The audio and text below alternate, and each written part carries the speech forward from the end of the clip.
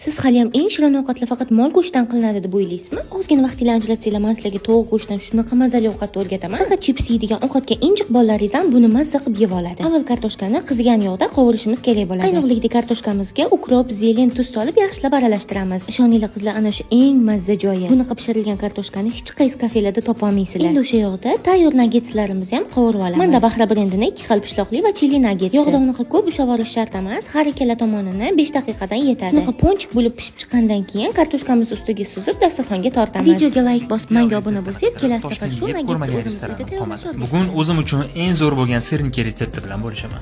Bomba.